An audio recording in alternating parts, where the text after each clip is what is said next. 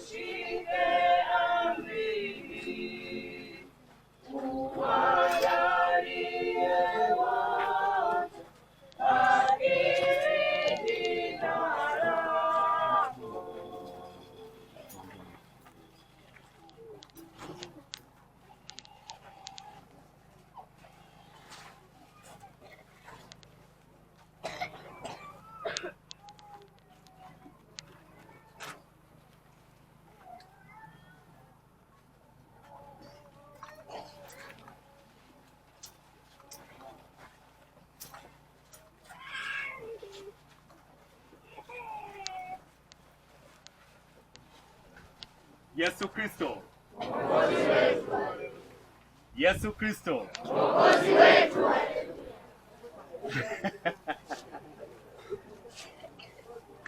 Labda leo tutasamehewa, tutaweza kusema haleluya kwa sababu ni Alhamisi Kuu. Basi tuseme kwa furaha. Yesu Kristo. Haleluya. Napenda kuwasalimu katika jina la Bwana wetu Yesu Kristo. Amen. Niwakaribishe ninyi nyote katika ibada hii ya leo ya Alhamisi Kuu. Katika ibada hii tuna ibada kuu tatu. Ibada ya kwanza ni ibada ambayo tutabariki mafuta pamoja na maji. Katika ibada hii ya kubariki mafuta pamoja na maji tutakuwa na maji ya baraka na mafuta ya baraka. Mafuta haya ni kwa ajili ya ulinzi wa maisha yetu ya kila siku. Pia tutakuwa na ibada ya kubariki mafuta matakatifu. Mafuta haya matakatifu ndio mafuta yatakayotumika tu kwa ajili ya kubatiza, na asiyekuwa na haya mafuta naomba asiweze kubatiza. Mafuta haya pia yatakuwa ni mafuta ya kwenda kuwaona wagonjwa kwa ajili ya kuwapaka wagonjwa mafuta, na pia tutakuwa na mafuta kwa ajili ya huduma za kipaimara. Kwa hiyo Mungu atujalie neema hii katika baraka hii, na hasa mahali hapa Masinyeti Mtakatifu Luka, ili mwanzo huu uwe ni mwanzo wa baraka katika safari yetu ya kuelekea katika matengenezo ya uanglikana wetu nchini Tanzania. Bado tupo katika hali ya jangwani, sisi ni wana wa kutoka. Bado tupo katika hali ya jangwa, kimaanisha kwamba hatuna mazingira mazuri ya kiibada katika sehemu nyingi zilizokuwa na makusanyiko yetu. Lakini mwanzo huu ni mwanzo mwema mahali hapa Mtakatifu Luka. Tunapoanza kubariki kanisa hili, lifungue milango katika makanisa yetu yote yaweze kukamilika katika majengo, katika kujengwa, ili watu wa Mungu wawe na nyumba za ibada za kuabudia. Basi tutaanza ibada hii kwa kumsikiliza yule aliyeandaliwa kuja kueleza kusudi kuu la ibada ya siku ya leo, na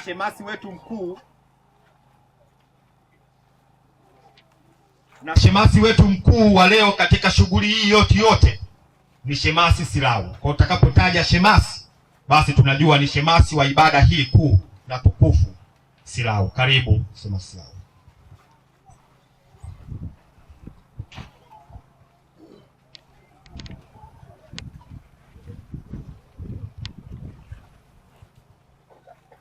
Yesu Kristo. Amina. Misa ya Kirisima ni mojawapo ya ibada kuu na muhimu sana katika makanisa yote ya Kikatoliki. Inaadhimishwa kila mwaka na askofu wakati wa Alhamisi Kuu ya wiki takatifu.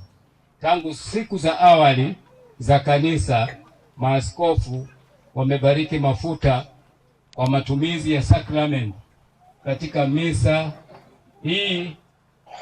Askofu atabariki mafuta katekumeni kwa watu wazima na watoto wachanga, mafuta ya wagonjwa, na kuweka wakifu kirisima takatifu kwa matumizi ya sakramenti za ubatizo, kipaimara, kuwekwa wakifu na kuweka wakifu kwa makanisa na madhabahu zetu.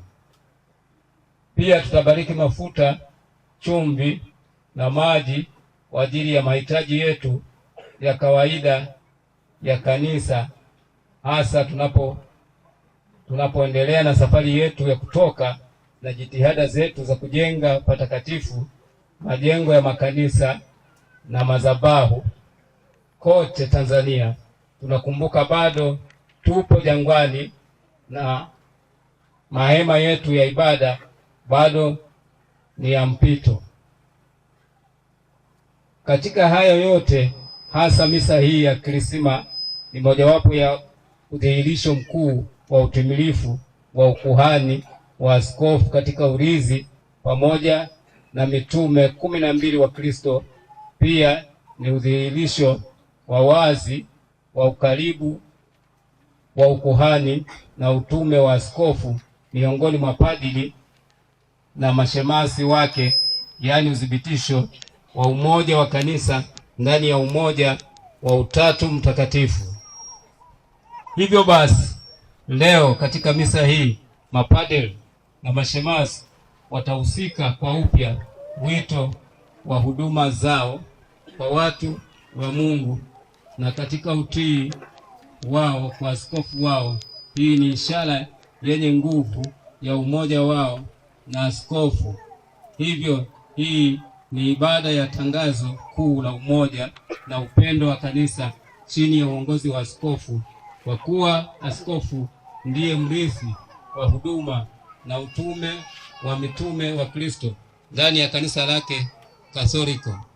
Hivyo ndugu zangu katika Kristo, nalialika kanisa la Mungu tumsihi Kristo ili kupitia misa hii kuu tulindwe na neno lake ambalo ndilo msingi wa sala zote za misa hii, na kwamba kwa utume wa askofu wetu majina yetu yote yaandikwe katika mavazi yake kama vile majina ya watoto wako Israeli yalivyoandikwa katika vazi la kuhani mkuu Haruni, na daima yafanyike manukato mema ya sala na dua za kanisa lako Tanzania.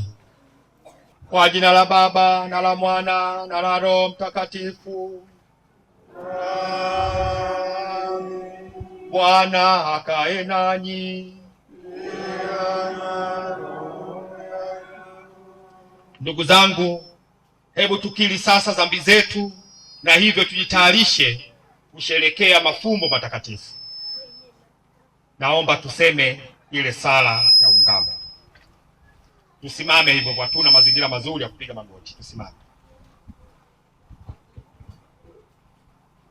Nakiri mbele za Mungu na kwako Baba na kwa ndugu zangu kwamba nimefanya dhambi sana katika mawazo yangu na maneno yangu, katika yale yaliyofanya na katika yale ambayo nimeshindwa kufanya. Kwa kosa langu kubwa sana. Kwa hiyo nakuomba Baba, Bikira Maria mbarikiwa daima, malaika wote na watakatifu wote, nanyi ndugu zangu, ili kuniondolea kwa Bwana Mungu wetu.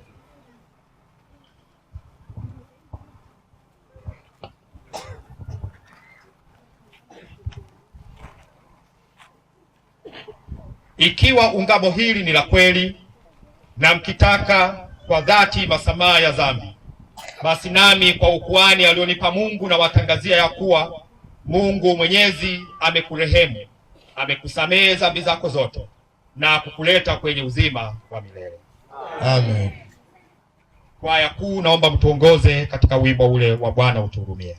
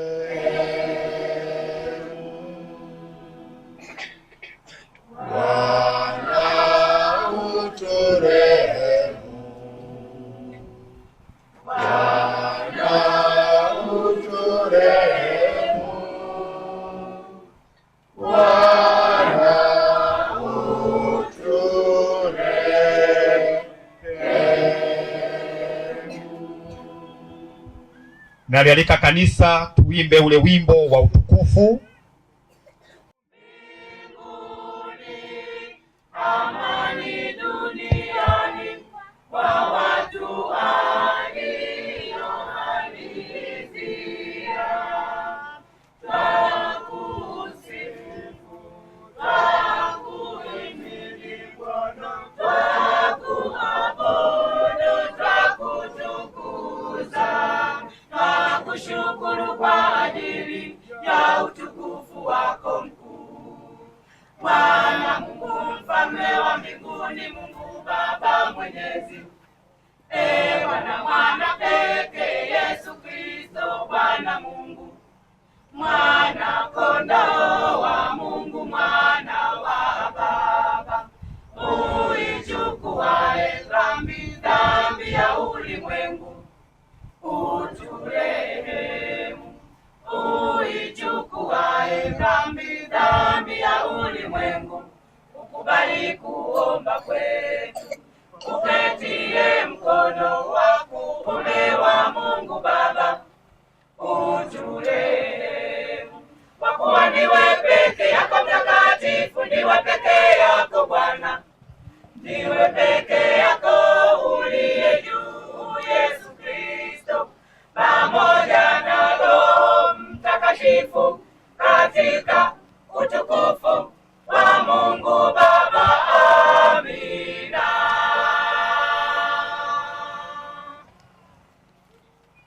Bwana akae nanyi. Tuombe.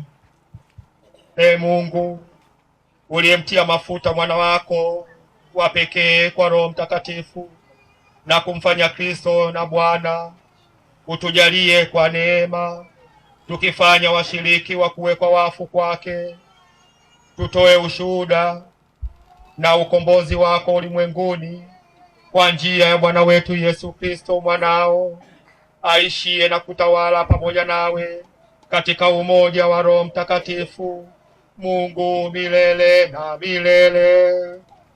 Amen.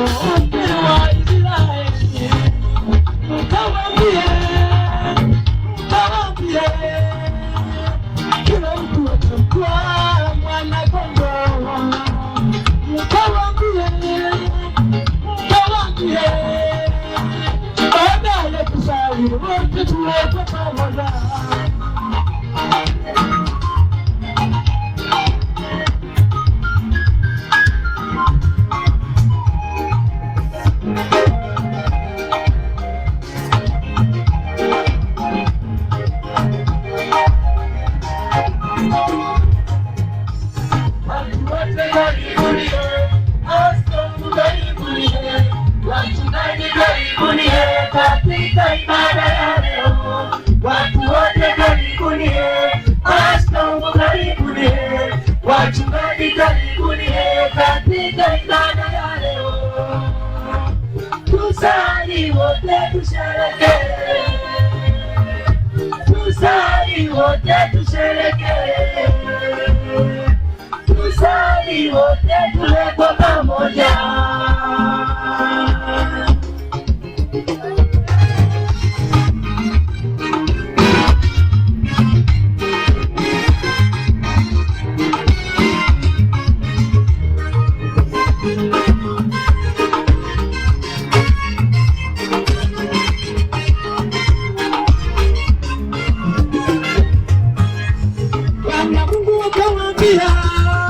Musa na Haruni,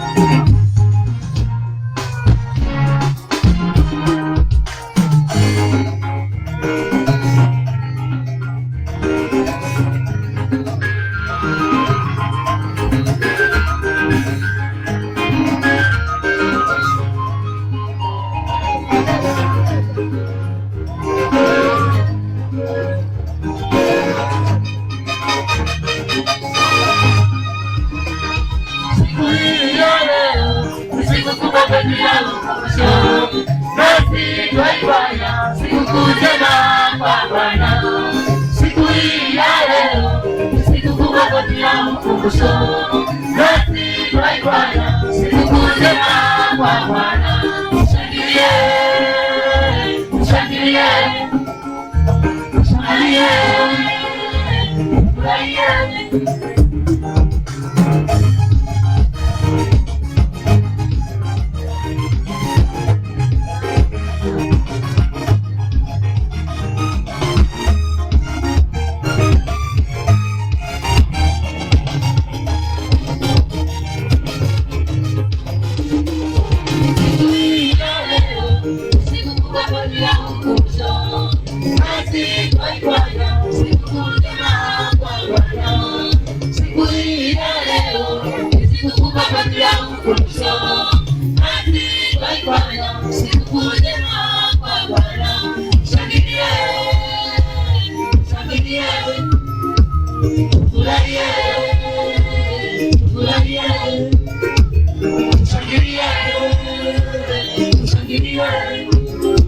tufurahie.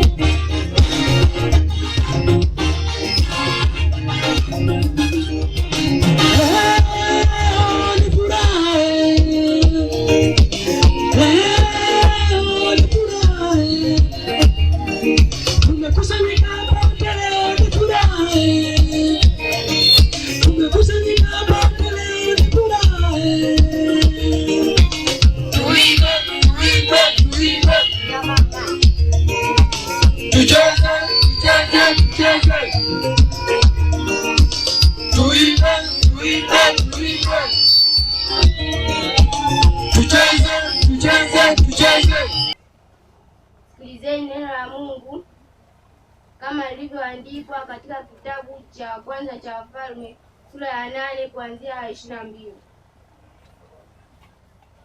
Neno la Mungu linasema, Sulemani akasimama mbele ya madhabahu ya Bwana machoni pa mkutano wa Israeli, akaikunjua mikono yake mbinguni, akasema, Ee Bwana Mungu wa Israeli, hakuna Mungu kama wewe mbinguni juu wala chini, ushikaye maagano ya rehema kwa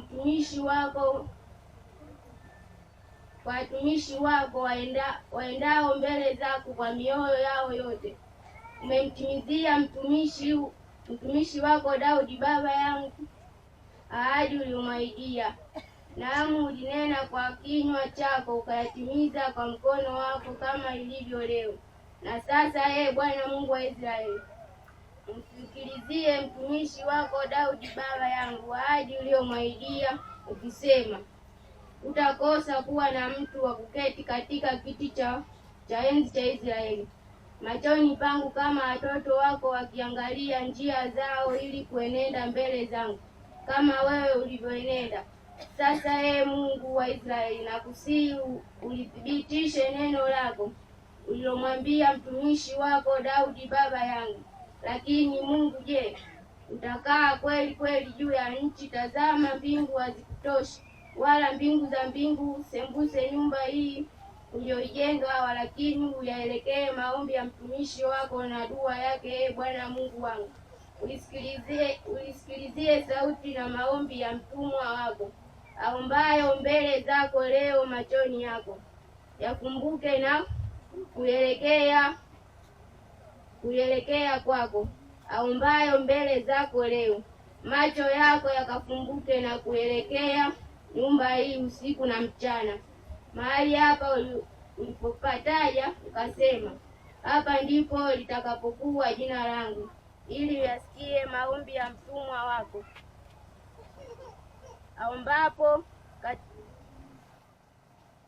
aombapo akikabili mahali hapa. Uisikie dua ya mtumwa wako na ya watu wako Israeli watakapoomba wakikabili mahali hapa. Naam, nasikia huko mbinguni makao yako, nawe uisikiapo samehe. Hilo ndilo neno la Bwana.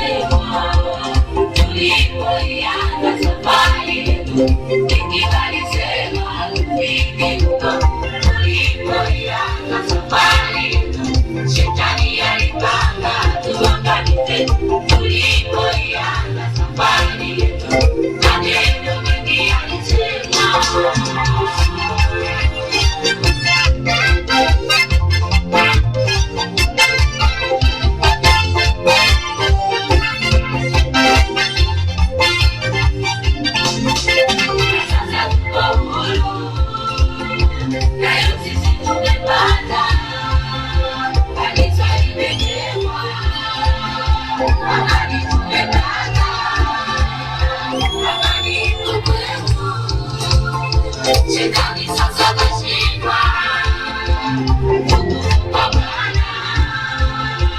Sikilize neno la Mungu. Sehemu ya Injili takatifu kama alivyoandika Luka mtakatifu, sura ya 4 kuanzia na aya ya 16.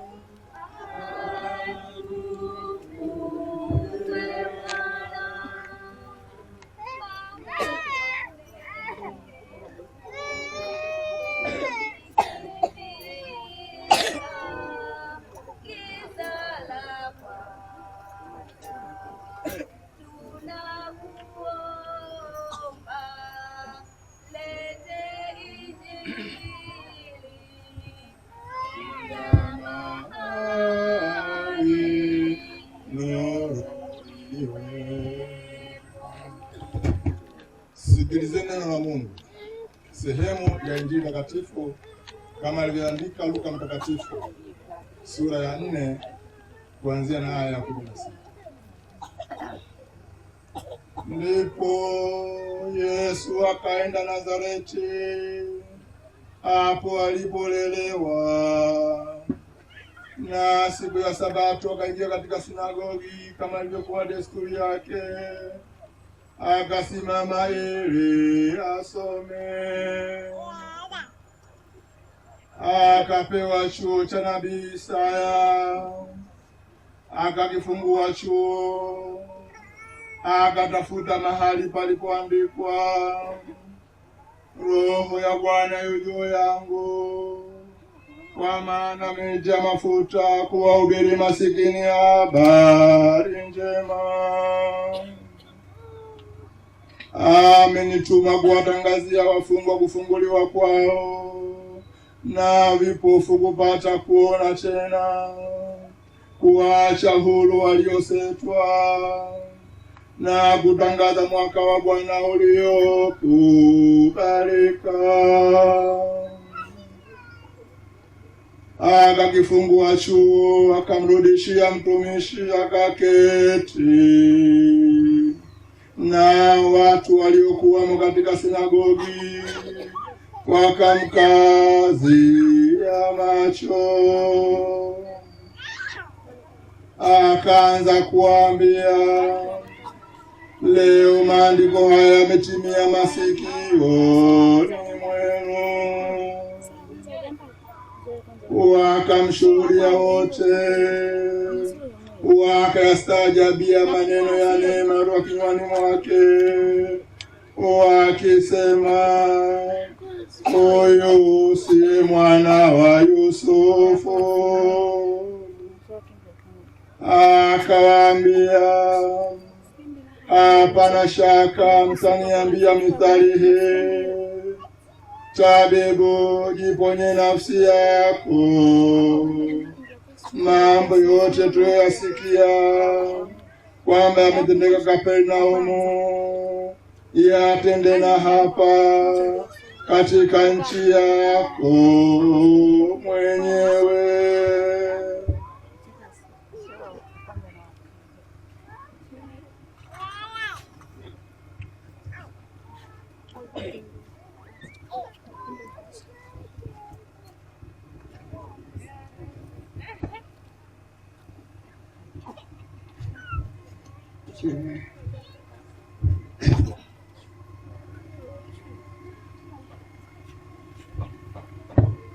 Ndiyo Injili ya Bwana.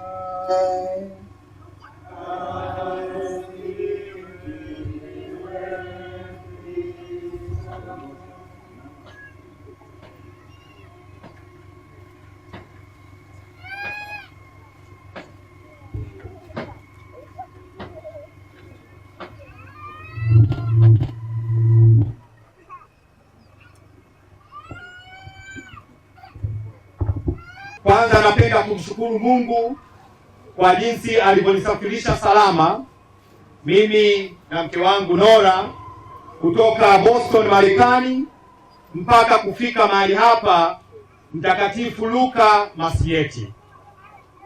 Kwa kweli napenda kumshukuru Mungu kwa hilo, kwa sababu kama tunavyojua katika nchi takatifu na Middle East kuna vita na safari si salama sana kusafiri na ndege kupitia maeneo hayo ukiwa unatokea nchini Marekani na sehemu zingine za Ulaya kuja katika Afrika. Haikuwa rahisi kwangu hata kidogo kuamua kupanda ndege katika hali hiyo ya hatari ili kuja mahali hapa, hasa wakati kama huu. Kama tunavyojua, ndege zinatunguliwa, mambo ni mengi. Kuna wakati zinatunguliwa kwa makusudi, kwa wakati kwa bahati mbaya, kwa sababu zinapita katika anga ambayo chini kuna vita na machafuko. Basi tulijitafakari sana, lakini tukamwomba Mungu sana atupatie ujasiri wa kukata tiketi na tusafiri hivyo hivyo, na tukamsihi Mungu atulinde na tufike mahali hapa siku hii ya leo, na Mungu atukuzwe, tumefika salama.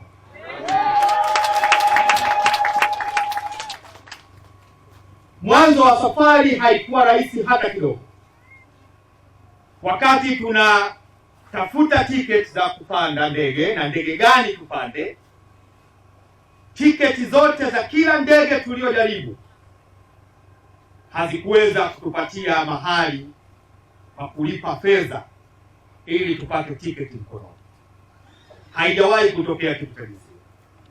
Tulijua tangu mwanzo Shetani hataki siku hii ya leo tuwepo mahali hapa ili tufungue kanisa letu kama wana wa Sayuni walivyotuambia. Tukakata tiketi ya kwanza. Tulijaribu ndege ya, ilikuwa ni ndege Ethiopia Airlines. Tukajaribu Ethiopia Airlines kwa sababu hatukutaka tukate tiketi za ndege za Waarabu kwa sababu ya hali ya vita. Tukasema labda tukate tiketi ya Waafrika wenzetu ili kuwadaa maadui, basi wasipige mabomu ndege ya Ethiopia, ili tuweze kufika mahali hapa sawa. Tumeweka details zetu zote, majina, passport, kila kitu. Mwishoni tunaambiwa lipa. Lipa imekuwa lipa na wewe. Kila tukibonyeza kile kinalita kusema haya sasa chukua hela kwenye benki, inakataa. Tukakosa tiketi ya Ethiopia Airlines. Tukajiuliza sasa tukate tiketi ya ndege gani? Tukasema ngoja tukate tiketi ya KLM inayopitia Amsterdam. Labda tukikata tiketi ya ndege mojawapo ya shirika la NATO, hawa wa vita vya Middle East wataogopa kuitungua ndege ya NATO, kwa sababu hapo watakuwa wamejilipua. Haya, tuanze taratibu kukata tiketi ya ndege ya mojawapo ya NATO. Tunafika sehemu ya kulipa, lipa na wewe. Tiketi ya ilipiki na siku zinaenda.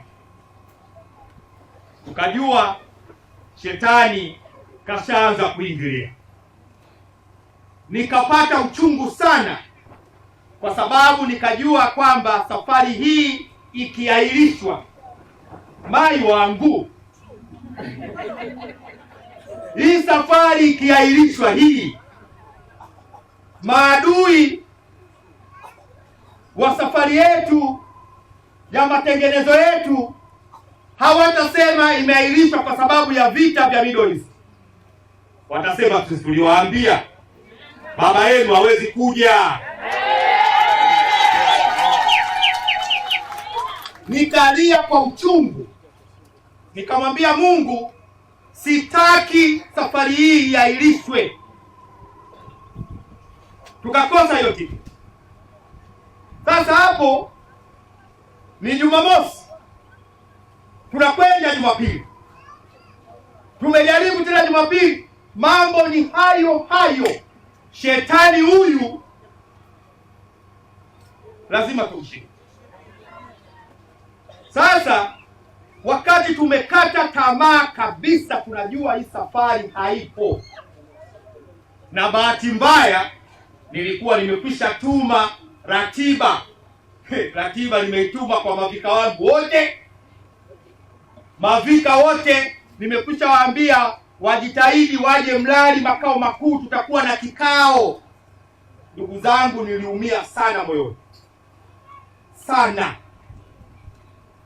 Tiketi hatupati, wakati huo najua Mahamba kashakata tiketi ya basi kutoka Msoma.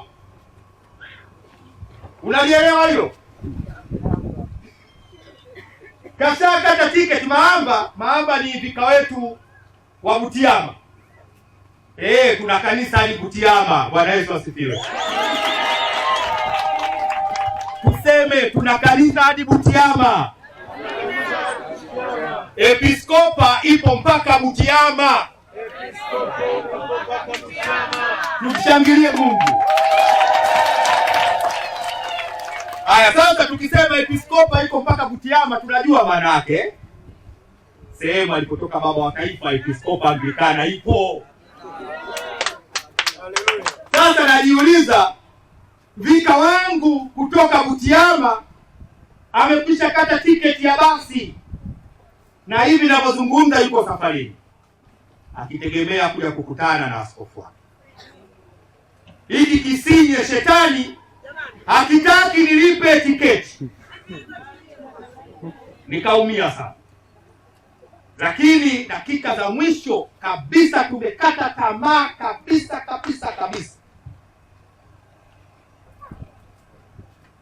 Ikaja wazo, hebu tujaribu ndege ya Waturuki. Tujaribu ndege ya nani? Tujaribu ndege ya Waturuki.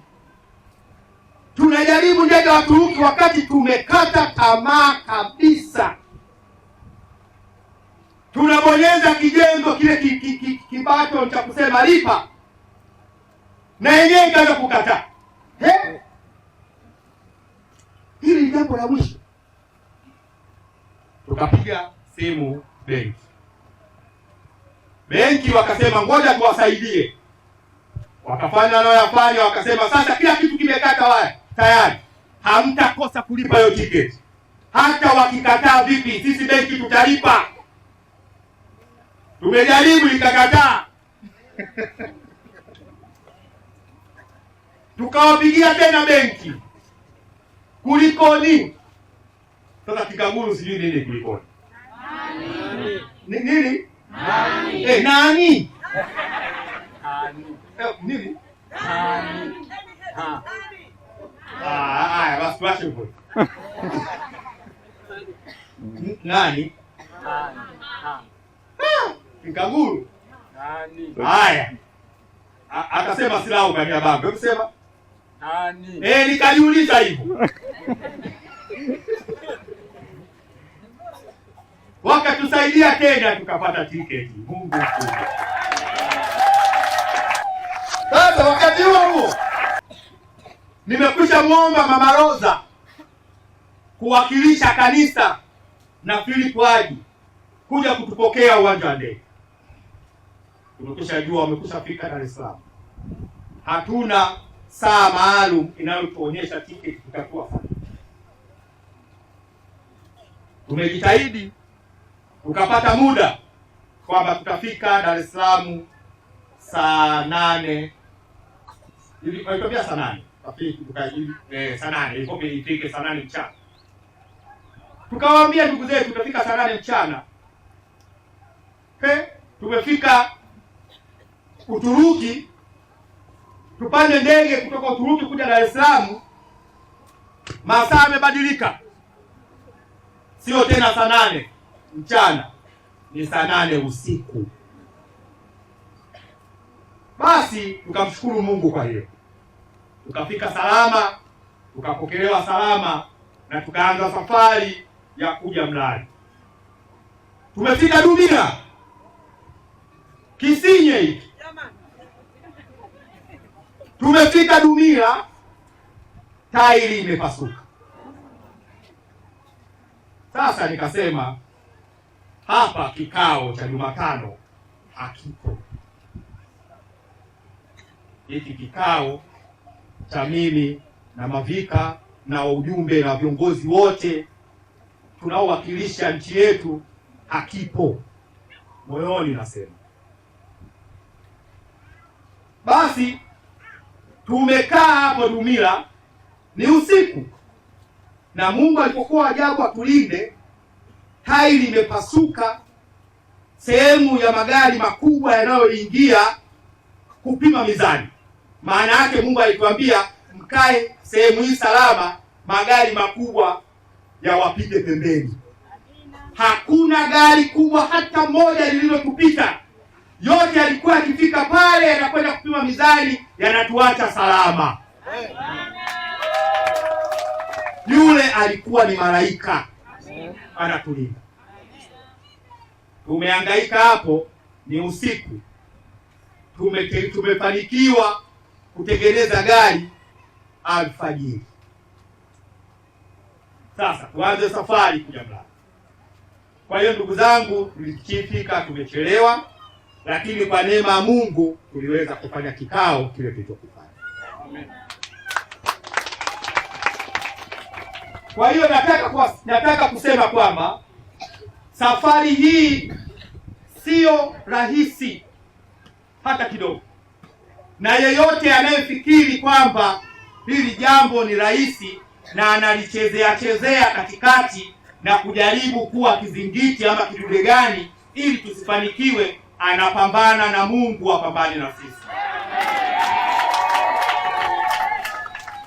Kama ingelikuwa ni binadamu, tusingefika leo hapa kushuhudia kwenda kufungua kanisa la Mungu lililokamilika. Hapambani na sisi, anapambana na nani? Anapambana na Mungu. Kwanza tu apambane na sisi. Sisi tuna nini? Hatuna kitu cha kupambana, ila sisi tuna sala ya kumlilia Mungu, na hiyo ni silaha kubwa kuliko silaha nyingine. Kwa ndugu zangu, tumefika mahali hapa leo kwa ajili ya ushuhuda mkuu wa kuona Mtakatifu Luka anazaliwa. Sasa niseme kidogo juu ya Mtakatifu Luka. Ninyi wa Masinyeti, tulipoanza safari hii ya kutoka na kutengeneza uanglikana wetu tuwe na kanisa tunalosali kwa amani na salama tukimshangilia Mungu, watu wa Masinyeti walikuwa ni wa kwanza kuchimba msingi wa kanisa. Siwezi kusahau hicho kitu hata kidogo. Hata kama tunajenga kathedro na tutakuwa na mali kubwa na nyingi na matajiri huko mbele, safari yetu tutaelekeza tulianzia Masinyeti. Kwa hakika Masinyeti inaweza ikawa ndio mtoto wa kwanza. Tulianzia wapi? Tulianzia Masinyeti, Mtakatifu Luka. Sasa na kwa sababu ya historia yenu watu wa Masinyeti, niliamua kwamba kanisa hili ndio liwe la kwanza kubarikiwa na lifunguliwe rasmi katika historia ya Tanzania. Kwa hiyo sikukosea niliposema kwanza tufungue Masinyeti na sio Kathedro Mtakatifu Andrea. Sikukosea. Nimeamua kuwapa heshima watu wa Masinyeti ili tuwakumbushe iduo yote kwamba sisi ni wana wa kutoka na tulianza pamoja, lazima tutembee pamoja. Huu ndio ujumbe naoleta, ujumbe wa umoja na ujumbe wa mshikamano na ujumbe wa kutazama mbele na sio kuangalia vitu hivi vya kupita-pita. Kwa hiyo leo tunabariki kanisa la Mtakatifu Luka, na hili kanisa ndio litakayokuwa madhabahu yetu ya kwanza tukiwa Jangwani katika safari. Muwe kanisa la kwanza kuitwa nini?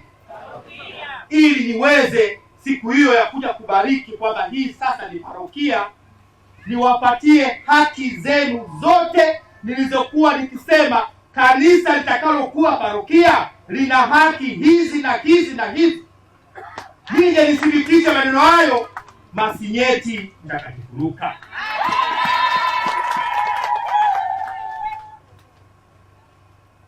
Ni ahadi nzito za kuwa parokia. Kuwa parokia maana yake sasa wewe ni mtu mzima, unapewa majukumu, unajitegemea. Na moja ya heshima ya kuwa parokia ni kwamba parokia ina haki ya kuchagua kasisi wanayemtaka wakipata ruhusa na askofu. Mnakumbuka niwahi kusema hayo? Mnakumbuka niwahi kusema hayo? Kwamba parokia ina haki ya kumwambia baba askofu, sisi kasisi tunayemtaka ni huyu, na baba askofu ataangalia ana sifa. Kama anazo sifa baba askofu, kikanuni hapaswi kuzuia. Kikanuni hapaswi kufanya nini? Kuzuia. Ni haki ya parokia, kwa sababu hatuna parokia yoyote askofu kikanuni ana haki ya kupeleka mtu yoyote anayemtaka, kwa sababu wewe sio parokia. Kwa hiyo niwaombe Mtakatifu Luka moyo wa kwanza kuitwa parokia, ili mpewe haki kamili ya kuwa wewe ni mtu mzima. Sasa tunafanyaje tuwe parokia? Nitawapa haki ya kuwa parokia mtakapomaliza nyumba ya mchungaji. Mtakapomaliza nyumba ya nani? Shemasi Priska, una kazi kweli. Umesimamia ujenzi, umeisha, kanisa linafunguliwa. Sasa nakupa mzigo mwingine, simamia ujenzi wa nyumba ya mchungaji. Utakapomaliza, na nataka uwe wa kwanza kumaliza nyumba ya mchungaji, ili nirudi na kuwapatia haki za parokia. Sasa mkichagua mchungaji ambaye hana akili, msije mkamlaumu mchungaji. Sisi mtaniambia kwa askofu, sisi tunamtaka huyu, tuko pamoja. Alafu mimi nitaambia huyu sawa, ana ushirika kamili na askofu, sina kipingamizi, mmemtaka huyo hapo.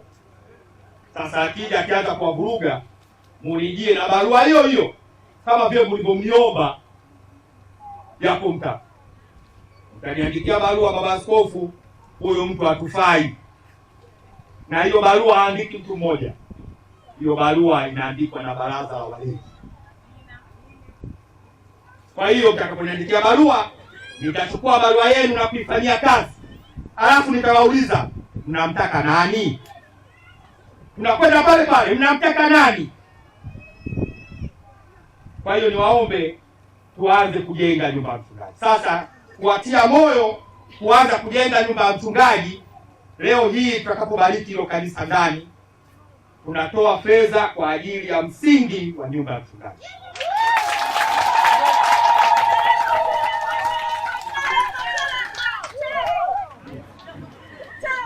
Tunawakabidhi fedha ya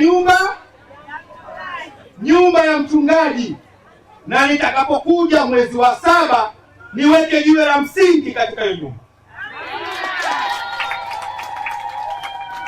Sitaki mlale, muende mbio kama mlivyoenda mbio. Mungu na wabariki sana. Sasa huo ni mzigo wa kuwa mtoto wa ngapi? Ni mzigo wa kuwa mtoto wa ngapi? Na mzigo mwingine wa kuwa mtoto wa kwanza, muende kwa upendo mkawaambie ndugu zetu ambao bado wanasuasua, bado wanafikiri hawapo na sisi, tuwakumbushe ninyi ni wana wa Episkopa. Mtoto wa kwanza kazi yake ndio hiyo. Mtoto wa kwanza kazi yake nini? Hiyo. Ukiona ndugu zako wanasuasua, walielewi, unamshika masikio, nywe, rudi huku.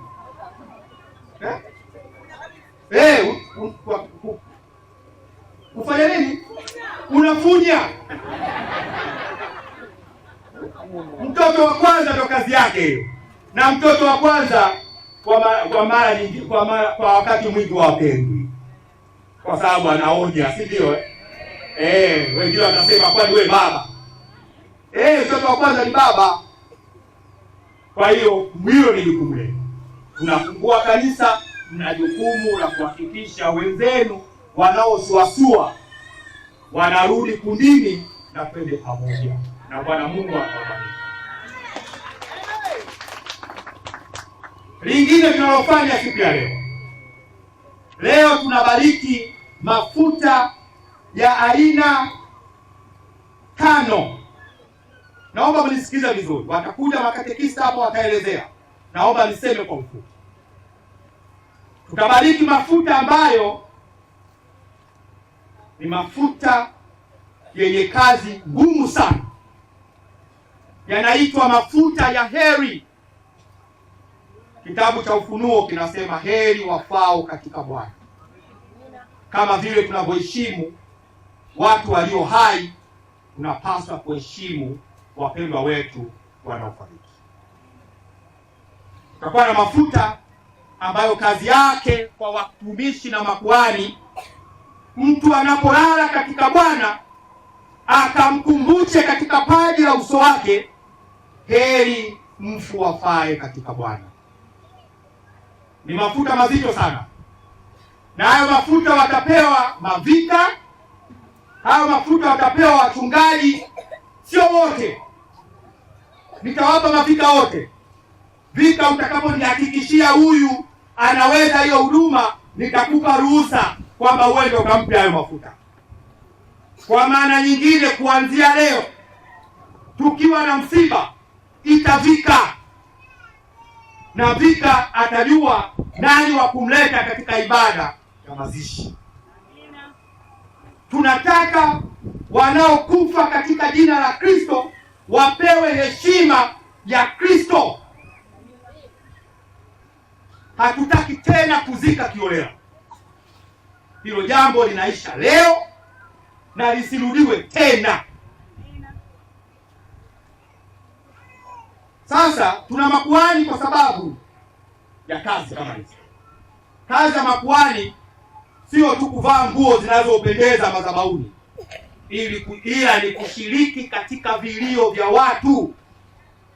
Kama ulifurahi kumbatiza mtu hapa madhabahuni, unamshika, mnapiga vigelegele, unambatiza, basi uwe tayari huyo mtu aliyebatizwa anapofariki pia ukampake mafuta ya mwisho kwamba wewe ni mtoto wa Mungu. Na kama unaogopa, basi rudisha kola yangu.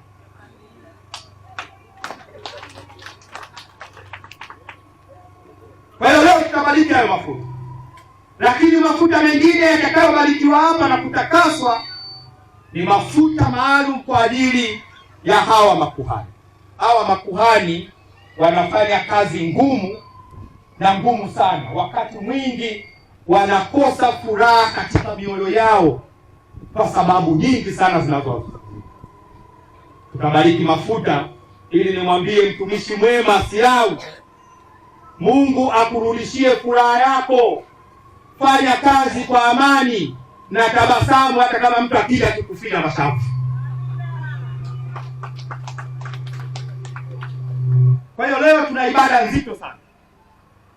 Pamoja na hayo, tutabariki mafuta ambayo sasa watumishi lazima wayatumie kumbatiza mtu.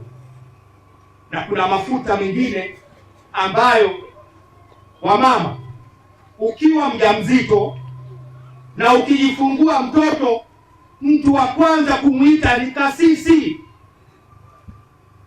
aje akubariki na mafuta takatifu. Tulizindua kanisa Mazinyeti, kama Yesu alivyowatawaza wanafunzi wake 12. Alikula nao wakiwa pamoja. Karibu baba kulizindua kanisa Mazinyeti. Tutawaze kama Yesu alivyowatawaza wanafunzi wake 12. Alikula nao wakiwa pamoja. Karibu baba kulizindua kanisa Mazinyeti. Utatupende kama Yesu alivyowapenda wanafunzi wake. Kwa vizazi vyote Mwenyezi Mungu amewasukuma watu wake kujenga nyumba za sala na sifa na kutenga maeneo kwa ajili ya huduma ya neno takatifu na sakramenti, na kwa shukurani kwa ajili ya jengo la upya. Tuombe. Mwenyezi Mungu, tunakushukuru kwa kutufanya kwa mfano wako kushiriki katika mpangilio wa ulimwengu wako. Pokea kazi za mikono yetu mahali hapa Mtakatifu Luka Masinyeti. Sasa itengwe kwa ajili ya ibada yako, kuwajengea walio hai na ukumbusho wa wote waliokufa, kwa sifa na utukufu wa jina lako, kwa Yesu Kristo Bwana wetu.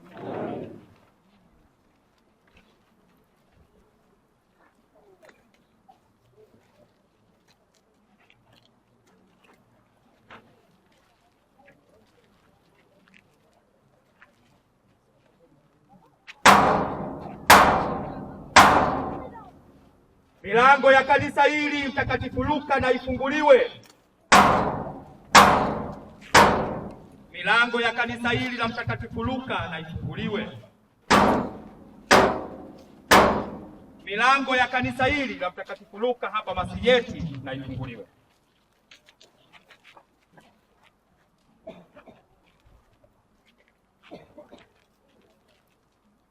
Baba Askofu, nakukaribisha katika kanisa lako la Mtakatifu Luka Masinyeti. Karibu uingie.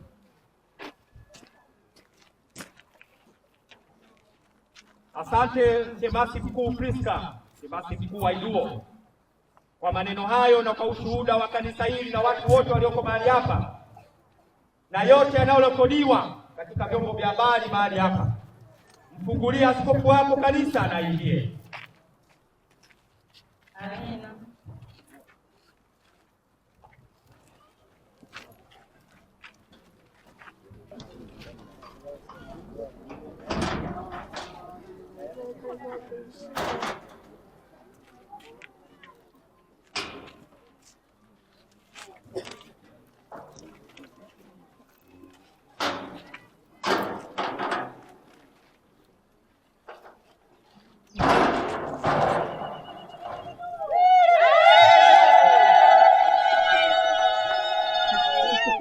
Naweza kufungua au hajaweza? Haweza. Tusikie vigelegele vyake.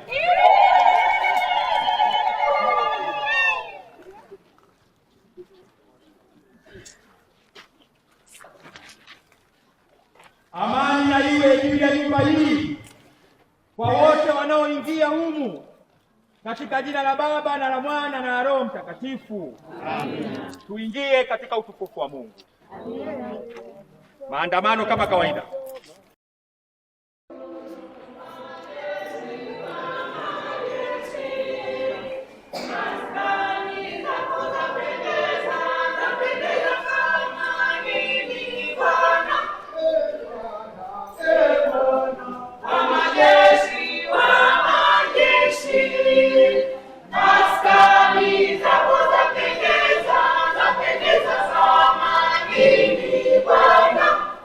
Bwana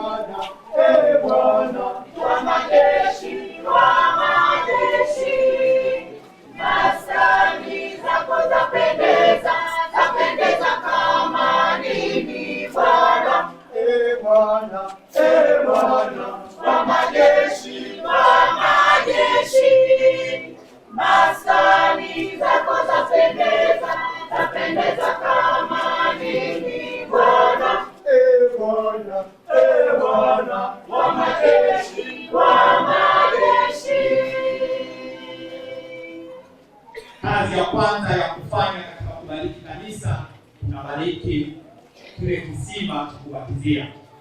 Kwa nini tunaanza na kisima? Kwa sababu ndio mlango wa utakatifu na maisha ya mbinguni. Kwa naomba mtulie wakati mimi na makuhani tunakwenda katika fonti ya ubatizo kuanza kubariki. Na mara tu baada ya kubariki fonti hiyo, kuna wale wanaobatizwa, naomba waandaliwe wabatizwe hapo hapo kama ishara ya kwamba tumeanza upya maisha mapya katika jengo hili. Ibada yetu inaendelea ukurasa wa 60. Bwana akae nanyi. Tumshukuru Bwana Mungu wetu. Tunakushukuru Mungu Mwenyezi kwa zawadi ya maji na juu ya Roho Mtakatifu alikaa katika mwanzo wa uumbaji. Kwa njia hiyo alimtoa mwana wako wa Israeli kutoka utumwani Misri na kuwapeleka katika nchi ya ahadi.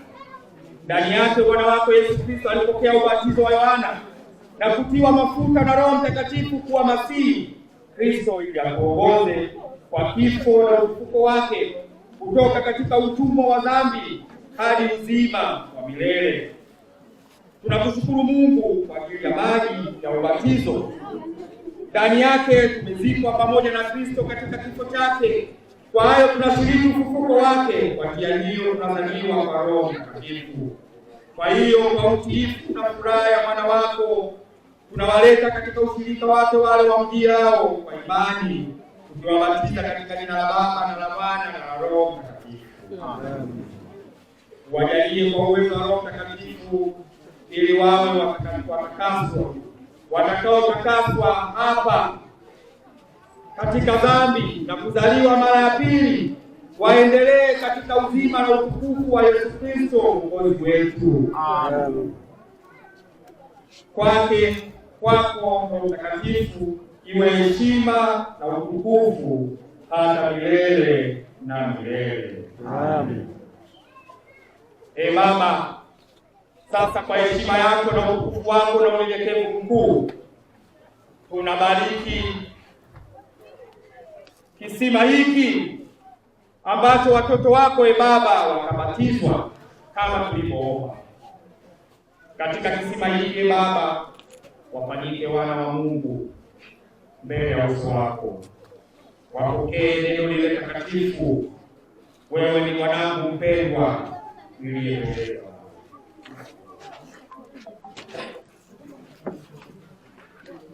Ubariki maji haya sasa katika jina la Baba na la Mwana na la Roho Mtakatifu, ili Baba yafanyike katika mchanganyo huu wa maji ya baraka, na yawe pia maji ya baraka na ubatizo wa watu wako watakaobatizwa leo. Amen. Naomba wanaobatizwa